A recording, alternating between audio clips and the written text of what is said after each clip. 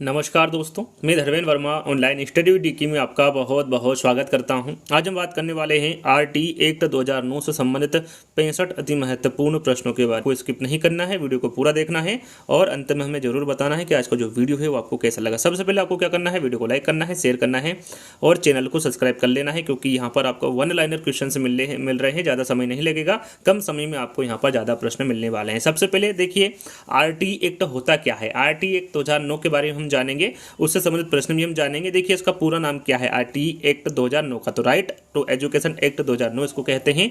हिंदी में इसको शिक्षा का अधिकार अधिनियम 2 कहा जाता है। क्या है शिक्षा का अधिकार अधिनियम 2009? तो याद रखिएगा, ये 6 से 14 वर्ष के सभी बालक बालिकाओं को निःशुल्क व अनिवार्य प्राथमिक शिक्षा प्रदान करने हेतु भारतीय संसद में एक कानून बनाया गया था, जिसका नाम था शिक्षा का अधिकार अधिनियम 2009। तो आपको पता होना चाहिए कि आरटी एक्ट 2009 होता क्या है। वैसे तो इससे संबंधित प्रश्न पूछे जाएंगे, तो आप सभी को यहाँ पर मैं फिर बता दूं कि आपको इसको क्या करना है। सबसे पहले लाइक करना है, शेयर करना है और चैनल को सब्सक्राइब कर लेना है। और यदि आपको इसकी पीडीएफ चाहिए तो आप हमारे ऐप टेट सक्सेस के माध्यम से प्राप्त कर सकते हैं। वहाँ पर बहुत सारे हमने क्यूज डाल रखे हैं, पीडीएफ आपको मिल जाएगी और बाकी जो अन्य सब्जेक्ट हैं उनके वहाँ पर प्रश्न आपको मिल जाएंगे, वो भी बिल्कुल फ्री में। तो जाकर ऐप्स को डाउनलोड कर लीजिएगा, लिंक आपको डिस्क्रिप्शन में मिल जाएगी। तो शुरुआत करते हैं।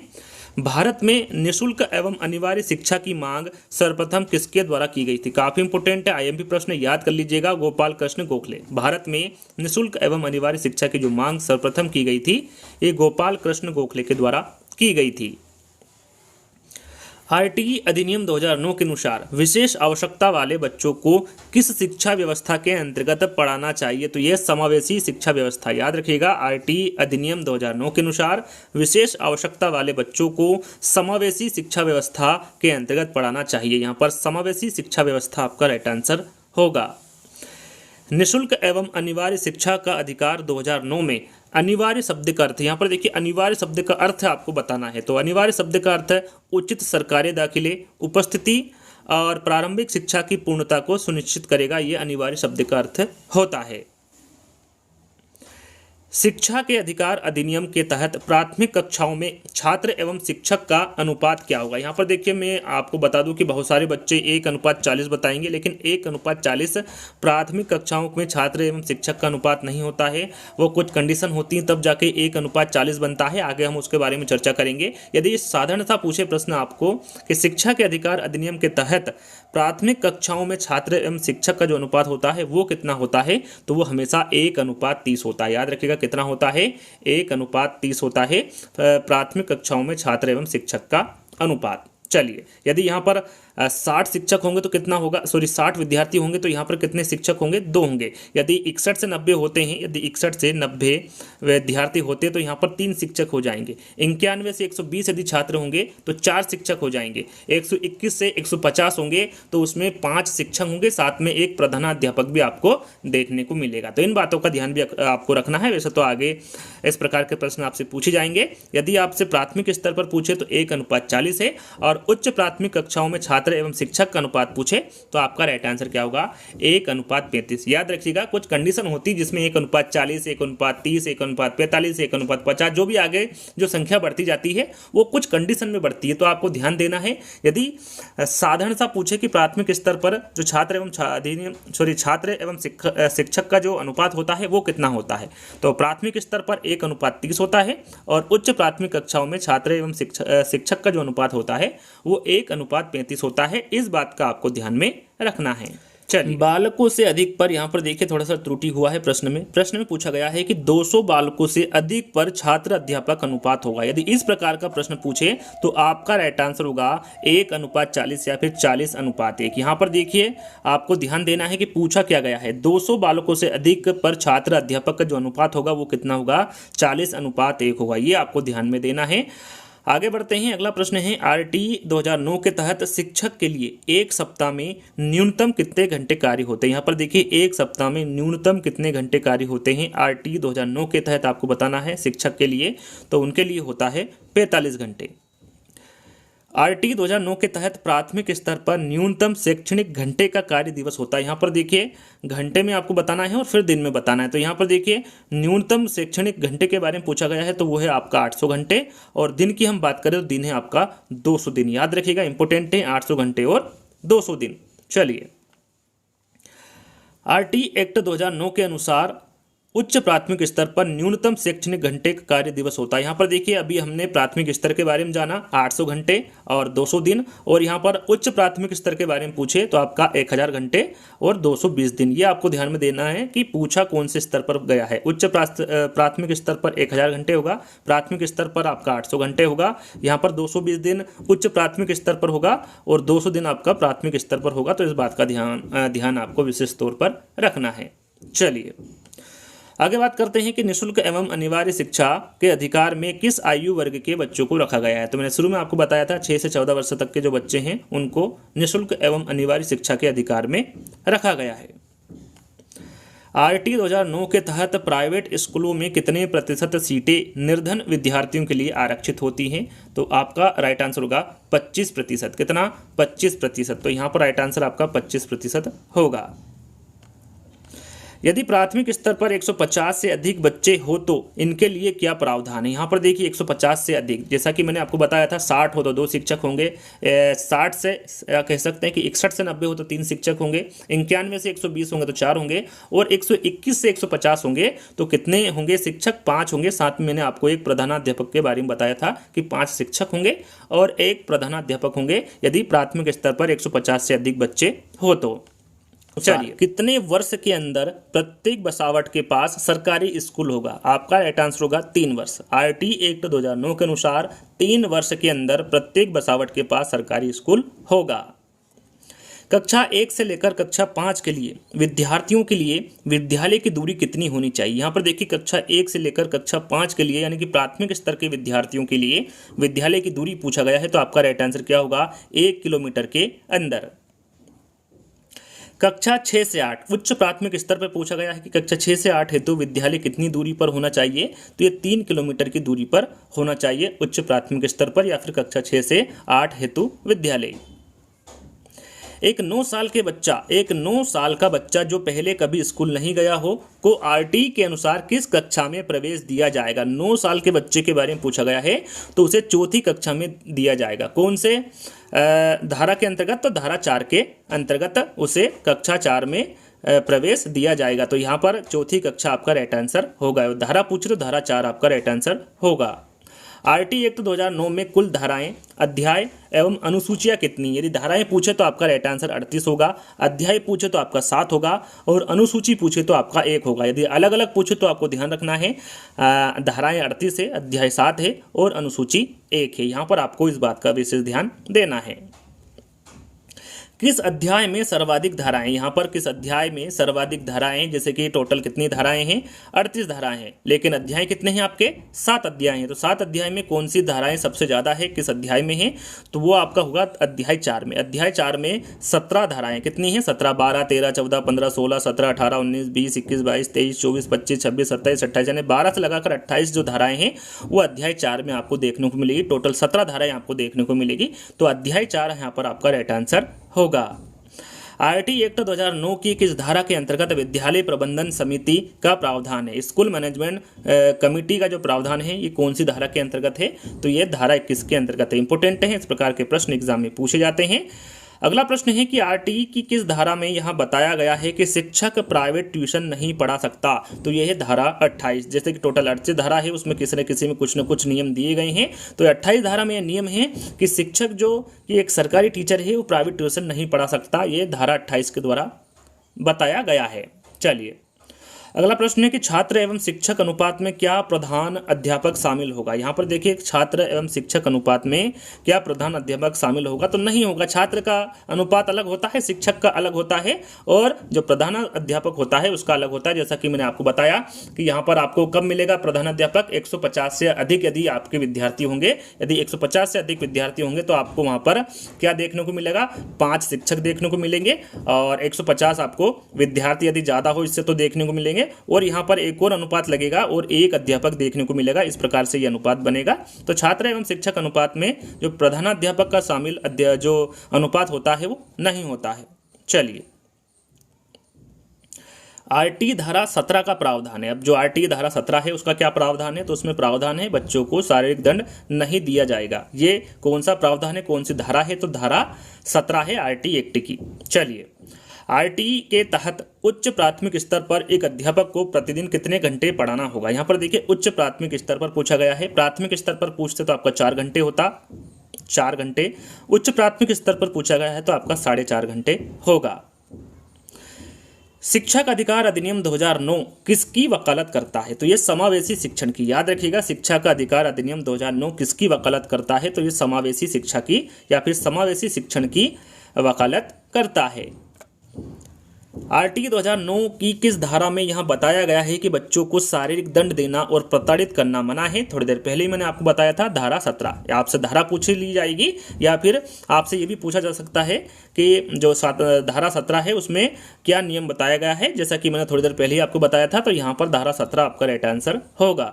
शिक्षा अधिनियम 2009 की किस धारा में छात्र एवं शिक्षक अनुपात का वर्णन है। थोड़ी देर पहले हमने आपको बताया था कि प्राथमिक शिक्षा का जो छात्र एवं शिक्षक का जो अनुपात होगा वो 1:30 होगा, ये प्राथमिक स्तर पर हमने बताया था। उच्च प्राथमिक स्तर पर आपको 1:35 बताया था। तो ये जो बताया गया है किस धारा में बताया गया है इसके बारे में पूछा गया है, तो वो है धारा 25। शिक्षा अधिनियम 2009 की धारा 25 में छात्र एवं शिक्षक अनुपात का वर्णन किया है। यदि आपको 1:40 दे दे तो जब 200 छात्र से ज़्यादा होंगे तब जाके आपका 1:40 अनुपात बनेगा।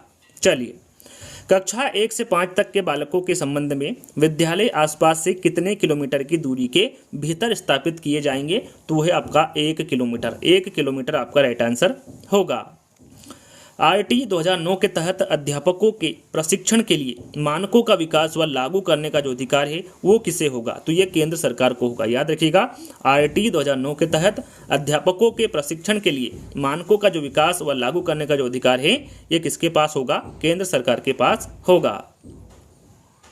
उच्च प्राथमिक स्तर पर अर्थात कक्षा 6 से कक्षा 8 तक कितने बच्चे होने पर प्रधानाध्यापक की नियुक्ति होगी। यहाँ पर देखिए उच्च प्राथमिक स्तर पर पूछा गया है। इससे पहले मैंने आपको बताया था कि टोटल 150 से अधिक यदि विद्यार्थी होंगे प्राथमिक स्तर पर तो वहाँ पर प्रधानाध्यापक की जरूरत होती है, लेकिन उच्च प्राथमिक स्तर पर क्या होगा, 100 से अधिक बच्चे होंगे या फिर विद्यार्थी होंगे तो उसमें एक प्रधानाध्यापक की जरूरत होगी या फिर नियुक्ति होगी। ध्यान दीजिएगा, प्राथमिक स्तर पर पूछे तो 150 से अधिक और उच्च प्राथमिक स्तर पर पूछे तो 100 से अधिक, इस बात का आपको विशेष ध्यान रखना है। शिक्षा का अधिकार भारतीय संविधान में किस मूल अधिकार में शामिल है, तो यह है स्वतंत्रता का अधिकार। शिक्षा का अधिकार भारतीय संविधान के स्वतंत्रता के अधिकार में शामिल है। भारतीय संविधान के किस अनुच्छेद में 6 से 14 वर्ष के आयु के बच्चों के लिए निःशुल्क व अनिवार्य शिक्षा का अधिकार शामिल किया गया है। इंपोर्टेंट है, अनुच्छेद पूछा जाता है। तो ये अनुच्छेद 21A है जिसमें 6 से 14 वर्ष तक के जो बच्चे होते हैं उनको निःशुल्क एवं अनिवार्य शिक्षा का अधिकार शामिल किया गया है अनुच्छेद 21A में। आरटीई एक्ट की कौन सी धारा अध्यापकों के कर्तव्य से संबंधित है। यहाँ पर देखिए अध्यापकों के लिए भी कुछ नियम बनाए गए हैं, वो धारा 24 है। इसके अंतर्गत विद्यालय के अध्यापकों के लिए भी अधिनियम में अकादमिक उत्तरदायित्व निर्धारित किया गया है। इसकी पूर्ति न करने पर अध्यापक के विरुद्ध अनुशासनात्मक कार्रवाई की जा सकेगी। कौन सी धारा के अंतर्गत, धारा 24 के अंतर्गत। चलिए, यदि प्राथमिक स्तर पर एक विद्यालय में कुल 240 बच्चे हैं तो इसके लिए कितने अध्यापक होंगे। जैसा कि हमने अभी पढ़ा था कि 150 यदि विद्यार्थी होंगे तो उसमें 5 अध्यापक होंगे, लेकिन 240 बच्चे यदि होंगे तो यहाँ पर अध्यापक के बारे में सिर्फ पूछा गया है। तो आपका राइट आंसर क्या होगा, वहाँ पर कितने अध्यापक होंगे, 6 अध्यापक होंगे। चलिए, शिक्षा का अधिकार अधिनियम संपूर्ण देश में कब लागू किया गया, तो संपूर्ण देश के बारे में बात की जा रही है। तो ये 1 अप्रैल 2010 को संपूर्ण देश में लागू किया गया था। जम्मू कश्मीर को छोड़कर वहाँ पर नहीं किया गया था, लेकिन बाकी जो जगह है वहाँ पर 1 अप्रैल 2010 को ये लागू कर दिया गया था।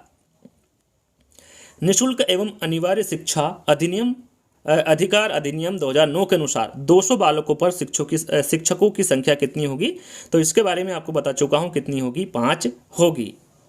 निःशुल्क एवं अनिवार्य बाल शिक्षा का अधिकार अधिनियम 2009 का विस्तार किस राज्य में नहीं किया गया है, तो मैंने आपको थोड़ी देर पहले ही बताया था कहाँ नहीं किया गया था, तो ये जम्मू कश्मीर में नहीं किया गया था।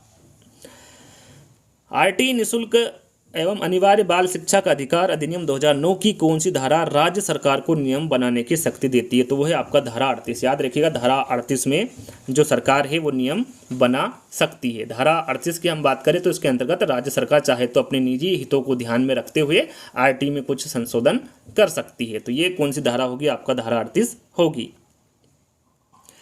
राज्यसभा में आरटी एक्ट कब पारित किया गया? देखिए यहाँ पर राज्यसभा लोकसभा दोनों के बारे में प्रश्न पूछा जाता है, तो राज्यसभा के बारे में पूछे तो आपका राइट आंसर होगा 20 जुलाई 2009। राज्यसभा में आरटी एक्ट 20 जुलाई 2009 को पारित किया गया। देखिए यहाँ पर यह भी पूछा जाता है कि राज्यसभा और लोकसभा में सबसे पहले किस में पारित किया गया था, तो राज्यसभा में किया गया था, क्योंकि लोकसभा में जो इसकी पारित डेट है वो है 4 अगस्त 2009। आरटी को लोकसभा में कब पारित किया गया था, तो ये 4 अगस्त 2009 को किया गया था।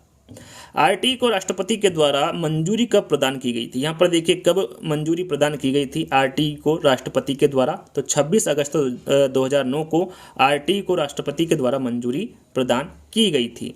राइट टू एजुकेशन या फिर आरटी एक्ट 2009 कब लागू किया गया था? ये कब लागू किया गया था, तो 1 अप्रैल 2010 को किया गया था। जम्मू कश्मीर को छोड़कर जम्मू कश्मीर में 1 अप्रैल 2010 को लागू नहीं हुआ था। एसएमसी स्कूल मैनेजमेंट कमेटी का अध्यक्ष कौन होता है? यहाँ पर देखिए एसएमसी इसके बारे में पूछा जाता है। इसका फुल फॉर्म होता है स्कूल मैनेजमेंट कमेटी का जो अध्यक्ष होता है वो कौन होता है, तो वो अभिभावक होता है। एक प्राथमिक विद्यालय कक्षा 1 से 5 तक में कुल 62 विद्यार्थी हैं। आरटी अधिनियम 2009 के अनुसार वहां कितने शिक्षक उपलब्ध कराएंगे? देखिए इसके बारे में थोड़ी देर पहले मैंने आपको बताया था कि आगे प्रश्न पूछे जाएंगे, तो मैं आपको बता चुका हूं। यदि 1 से 5 यानी कि प्राथमिक स्तर पर पूछे तो यदि 60 विद्यार्थी है तो वहां पर कितने शिक्षक होंगे? 2 होंगे। यहाँ पर 62 है यानी कि 61 से यदि 90 यदि आपके पास छात्र हैं तो आपके पास कितने शिक्षक उपलब्ध होंगे? 3 शिक्षक होंगे। यदि 91 से 120 है तो 4 होंगे, 120 से 150 है तो आपके 5 होंगे, साथ में एक प्रधानाध्यापक बढ़ जाएगा, और इससे ज़्यादा होंगे तो मैं आपको बता ही चुका हूँ। तो यहाँ पर आपका राइट आंसर क्या होगा? 3 शिक्षक। एक प्राथमिक विद्यालय कक्षा 1 से 5 तक में कुल 62 विद्यार्थी हैं। आरटी अधिनियम 2009 के अनुसार वहाँ कितने शिक्षक उपलब्ध होंगे? 3 शिक्षक उपलब्ध होंगे। यदि वहाँ पर 200 विद्यार्थी हैं तो उसका अनुपात क्या हो जाएगा? आपका 1:40 हो जाएगा। 40 विद्यार्थी पर आपका 1 शिक्षक होगा। एक प्राथमिक शिक्षक को तैयारी के लिए कितने कार्य घंटे प्रति सप्ताह आरटी एक्ट 2009 के अंतर्गत विहित किए गए हैं? तो आप सभी को इसके बारे में बता चुका हूँ, 45 घंटे। यहाँ पर 45 घंटे आपका राइट आंसर होगा। भारत सरकार ने बच्चों के लिए मुफ्त एवं अनिवार्य शिक्षा अधिकार अधिनियम किस वर्ष में लागू किया गया था? तो ये 1 अप्रैल 2010 को किया गया था। भारत शिक्षा को बच्चों को मौलिक अधिकार घोषित करने वाला विश्व का कौन सा देश बन गया है? तो वो है 135वां। यदि पूछा जाए कि भारत शिक्षा को बच्चों को मौलिक अधिकार घोषित करने वाला विश्व का कौन सा देश बन गया है, तो वो है 135वां देश बन गया है। आरटीई एक्ट के तहत किस कक्षा तक बालक को रोका या निष्कासित नहीं किया जा सकता? तो वो है कक्षा 8 तक। कक्षा 1 से कक्षा 8 तक बालक को रोका या फिर निष्कासित नहीं किया जा सकता आरटीई एक्ट के तहत। तो यहाँ पर कक्षा 1 से 8 तक आपका राइट आंसर होगा। निजी स्कूलों में गरीब बच्चों के लिए सीटें आरक्षित होती कितनी होती हैं? तो ये 25% होती हैं। ये मैं आपको पहले ही बता चुका हूं। निःशुल्क एवं अनिवार्य शिक्षा को मूल अधिकार के रूप में किस अनुच्छेद में जोड़ा गया है? तो वो है अनुच्छेद 21(1). ए को निःशुल्क एवं अनिवार्य शिक्षा को मूल अधिकार के रूप में जोड़ा गया है। अधिनियम के विभिन्न नियमों को केंद्रीय मानव संसाधन मंत्रालय कपिल सिब्बल ने कब मंजूरी प्रदान की थी? तो ये 13 फरवरी 2010। याद रखिएगा, अधिनियम के विभिन्न नियमों को केंद्रीय मानव संसाधन मंत्रालय कपिल सिब्बल ने 13 फरवरी 2010 को मंजूरी प्रदान की थी। अप्रैल 2010 से लागू किए जाने की घोषणा राष्ट्रपति प्रतिभा पाटिल द्वारा किस दिन की गई थी? तो ये 22 फरवरी 2010 को। याद रखिएगा, अप्रैल 2010 से लागू किए जाने की घोषणा राष्ट्रपति प्रतिभा पाटिल द्वारा किस दिन की गई थी? तो ये 22 फरवरी 2010 को की गई थी। शिक्षा का अधिकार कानून किस राज्य पर लागू नहीं था? तो वो है आपका जम्मू कश्मीर। याद रखिएगा, शिक्षा का अधिकार कानून जो है ये जम्मू कश्मीर राज्य पर लागू नहीं था। प्रारंभिक शिक्षा में कक्षा सम्मिलित है। कौन कौन सी कक्षा सम्मिलित है प्रारंभिक शिक्षा में? तो यहाँ पर राइट आंसर आपका होगा 1 से 8 तक की जो कक्षा है ये प्रारंभिक शिक्षा में सम्मिलित होती है। तो 1 से 8 आपका राइट आंसर होगा। शिक्षा का अधिकार भारतीय संविधान में किस मूल अधिकार में शामिल है? तो वो है स्वतंत्रता का अधिकार। किस मूल में शामिल है? तो वो स्वतंत्रता के अधिकार में शामिल है। शिक्षा विषय है, यहाँ पर देखिए जो शिक्षा विषय है ये किस सूची का है? तो ये समवर्ती सूची का है। याद रखिएगा, इंपॉर्टेंट है, आईएमपी प्रश्न है। शिक्षा किस विषय में है, किस विषय की सूची का है? तो ये समवर्ती सूची का विषय है शिक्षा। भारतीय संविधान में 86वां संविधान संशोधन हुआ था, कब हुआ था? तो ये 1 दिसंबर 2002 में हुआ था। भारतीय संविधान में 86वां संविधान संशोधन 1 दिसंबर 2002 को हुआ था। आरटी एक्ट में उल्लेखित प्रारंभिक शिक्षा से अभिप्रेरित है, इसके बारे में आपको बता चुका हूं, कक्षा 1 से 8 तक। आरटीई 2009 के अनुसार किसी भी विद्यालय में अधिकतम कितने प्रतिशत अध्यापकों के पद रिक्त हो सकते हैं? तो अधिकतम पूछा गया है, तो आपका राइट आंसर कितना होगा? 10% अध्यापकों के पद रिक्त हो सकते हैं आरटीई 2009 के अनुसार किसी भी विद्यालय में, तो 10% आपका राइट आंसर होगा।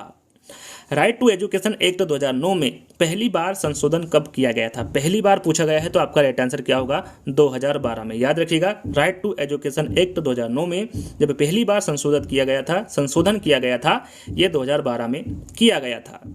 विद्यालय प्रबंधन समिति का कार्यकाल अधिकतम होता है, कितने वर्ष का होता है? तो विद्यालय प्रबंधन समिति का जो कार्यकाल होता है वो 2 वर्ष का होता है।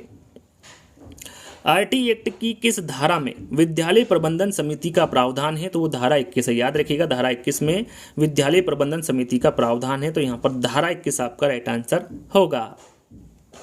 शिक्षक दिवस कब मनाया जाता है? सभी को पता है कि जो शिक्षक दिवस है ये 5 सितंबर को मनाया जाता है, लेकिन राष्ट्रीय शिक्षा दिवस के बारे में पूछे कि राष्ट्रीय शिक्षा दिवस कब मनाया जाता है? तो ये 11 नवंबर को मनाया जाता है। याद रखिएगा, राष्ट्रीय शिक्षा दिवस 11 नवंबर को मनाया जाता है। अंतिम प्रश्न, आरटी 2009 में किस शिक्षा पर बल दिया गया है? यहाँ पर देखिए टोटल 65 प्रश्न की मैंने आपसे बात की थी। अभी तक आपने वीडियो को लाइक नहीं किया तो आपको लाइक करना है, शेयर करना है और चैनल को सब्सक्राइब कर लेना है। आरटी 2009 में किस शिक्षा पर बल दिया गया है? तो वो है समावेशी शिक्षा। शायद एक प्रश्न और लिया था, शायद टोटल 66 प्रश्न है, तो इस प्रश्न को भी हम देख लेते हैं। आरटी 2009 में बालक को विद्यालय में प्रवेश देते समय ली जाने वाली प्रवेश परीक्षा क्या कहलाती है? प्रवेश परीक्षा क्या कहलाती है? तो उसे अनुवीक्षण प्रक्रिया कहते हैं। क्या कहते हैं? अनुवीक्षण प्रक्रिया कहते हैं। तो यहीं पर आज के जो वीडियो है वो यहीं पर समाप्त होता है।